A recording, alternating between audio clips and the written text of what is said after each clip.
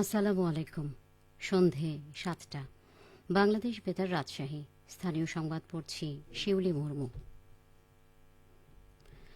Rajshahi city কর্পোরেশনের অবসরপ্রাপ্ত কর্মকর্তা ও কর্মচারীগণের অবসরজনিত বিদায় সংবর্ধনা অনুষ্ঠিত হয়েছে।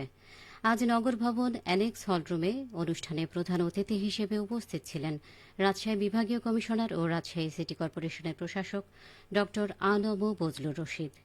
অনুষ্ঠানে সভাপতিত্ব করেন রাশিকের প্রধান নির্বাহী কর্মকর্তা রেজাউল করিম। প্রধান অতিথির বক্তব্যে রাশিক প্রশাসক ড আনম বজলুর রশিদ বলেন, নাগরিক সেবার প্রতিষ্ঠান রাজশাহী সিটি কর্পোরেশন। এখানে নগরবাসীর প্রত্যাশা অনেক। নগরবাসীর প্রত্যাশা পূরণে রাজশাহী সিটি কর্পোরেশনের সকল কার্যক্রম অটোমেশনে নিয়ে যেতে হবে। অনুষ্ঠানে 52 জন অবসরপ্রাপ্ত কর্মকর্তা কর্মচারী ও মৃত্যুবরণকারী কর্মকর্তা কর্মচারীদের পরিবারের সদস্যদের ফুলেল শুভেচ্ছা সহ সম্মাননা স্মারক ও উপহার সামগ্রী প্রদান করা হয়।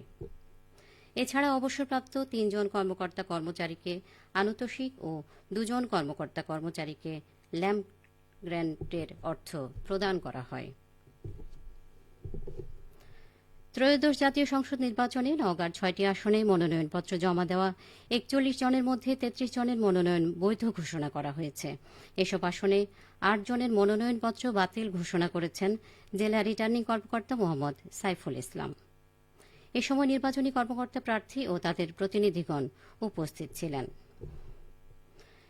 আজ সকাল থেকে নওগাঁ জেলার 6টি আসনের মনোনয়নপত্র যাচাই বাছাই চলে। বিকেল 5টা পর্যন্ত 6টি আসনের মনোনয়নপত্র বৈধ ও বাতিল ঘোষণা করেন রিটার্নিং কর্মকর্তা। এদিকে ত্রয়োদশ জাতীয় সংসদ নির্বাচনে সিরাজগঞ্জের 6টি আসনে যাচাই বাছাই শেষে 13 জন প্রার্থীর মনোনয়নপত্র বাতিল ঘোষণা করা হয়েছে। আজ সকাল থেকে জেলা প্রশাসক কার্যালয়ের শহীদ শামসুদ্দিন সম্মেলন কক্ষে 3টি আসনের মনোনয়নপত্র যাচাই বাছাই করা হয়। এ সময় সিরাজগঞ্জ 4 ও 5 আসনে 2 জন করে এবং সিরাজগঞ্জ 6 আসনে 3 জন করে মোট 7 প্রার্থীর মনোনয়নপত্র বাতিল করেন রিটার্নিং কর্মকর্তা ও জেলা প্রশাসক মোহাম্মদ আমিনুল ইসলাম। এর আগে গতকাল সিরাজগঞ্জ 1, 2 ও 3 আসনের মনোনয়নপত্র যাচাই বাছাই শেষে 6 জন প্রার্থীর মনোনয়ন বাতিল করা হয়। সাবেক প্রধানমন্ত্রী ও বিএনপি চেয়ারপারসন বেগম খালেদা জিয়ার রুহের মাগফেরাত কামনা করে ও তার শোক সন্তপ্ত পরিবারের প্রতি সমবেদনা জানাতে রাজশাহীতে দোয়া মাহফিলের আয়োজন করা হয়েছে। আগামীকাল বিকেল 3টায় নগরীর বাটার মোড়ে মহানগর বিএনপির পক্ষ থেকে এ দোয়া মাহফিলের আয়োজন করা হয়েছে। মহানগর বিএনপির সভাপতি মামুনুর রশিদ ও সাধারণ সম্পাদক মাহফুজুর রহমান রিটনের পক্ষ থেকে এই দোয়া মাহফিলে বিএনপি সহ সর্বস্তরের জনগণকে অংশগ্রহণের জন্য আহ্বান জানানো হয়েছে। রাজশাহী মেট্রোপলিটন পুলিশের পৃথক অভিযানে 41 জনকে গ্রেপ্তার করা হয়েছে। থানা ও ডিবি পুলিশের অভিযানে বিভিন্ন অপরাধের অভিযোগে তাদের গ্রেপ্তার করা হয়। আজ দুপুরে আরএমপির মিডিয়া সেল থেকে পাঠানো প্রেস বিজ্ঞপ্তিতে এ তথ্য নিশ্চিত করা হয়েছে। পুলিশ জানায়, গ্রেপ্তারকৃত 41 জনের মধ্যে ওয়ারেন্টভুক্ত আসামি 2 জন, মাদক মামলার 5 জন ও অন্যান্য মামলার আসামি 34 জন। গ্রেপ্তারকৃতদের বিরুদ্ধে আইনগত ব্যবস্থা গ্রহণ করা হয়েছে বলে জানানো হয়েছে। নওগাঁর ধামইরহাট সীমান্তে অভিযান চালিয়ে 4 জন চোরা কারবারি সহ 5টি মহিষ জব্দ করেছে 14 বিজিবি পত্নীতলা ব্যাটালিয়ন।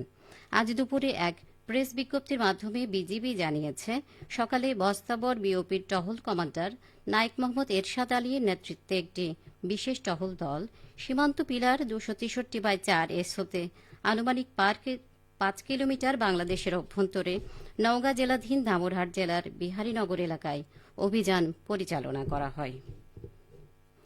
এ সময় 5টি ভারতীয় মহিষ, একটি ইঞ্জিন চালিত ভটভটি গাড়ি, 4টি মোবাইল ফোন সহ 4 জন চোরা কারবারিকে আটক করা হয়।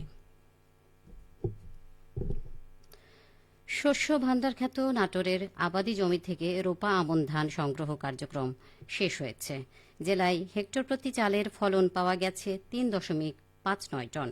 মোট চালের ফলন পাওয়া গেছে 2,75,175 টন। জেলায় চলতি মৌসুমে 76,885 হেক্টর জমিতে ধান চাষের লক্ষ্যমাত্রা থাকলেও আবাদ হয় 77,000 হেক্টর জমি। এর মধ্যে উচ্চ ফলনশীল জাতের 70,646 হেক্টর, হাইব্রিড 5,000 749 হেক্টর এবং স্থানীয় জাতের 650 হেক্টর। কৃষি সম্প্রসারণ অধিদপ্তর নাটোর জেলা কার্যালয়ের উপপরিচালক মোহাম্মদ হাবিবুল ইসলাম খান জানান, শতভাগ ধান সংগ্রহ কার্যক্রম শেষ হয়েছে। সরকারের প্রদত্ত প্রণোদনা সুবিধা, কৃষকদের ঐকান্তিক প্রচেষ্টা এবং কৃষি বিভাগের সহযোগিতার ফলে সফলতার সাথে রোপা আমনের মৌসুম শেষ হয়েছে। সবশেষে আবহাওয়া। আজ রাজশাহীতে সর্বোচ্চ তাপমাত্রা ছিল 19.5 ডিগ্রি এবং সর্বনিম্ন 12 ডিগ্রি সেলসিয়াস। সন্ধে 6টায় বাতাসে আপেক্ষিক আর্দ্রতার পরিমাণ ছিল 83%। রাজশাহী ও পার্শ্ববর্তী এলাকায় আগামীকাল সূর্যোদয় ভোর 6:50। সংবাদ শেষ হল। আমাদের পরবর্তী স্থানীয় সংবাদ প্রচারিত হবে আগামীকাল সকাল 8:10।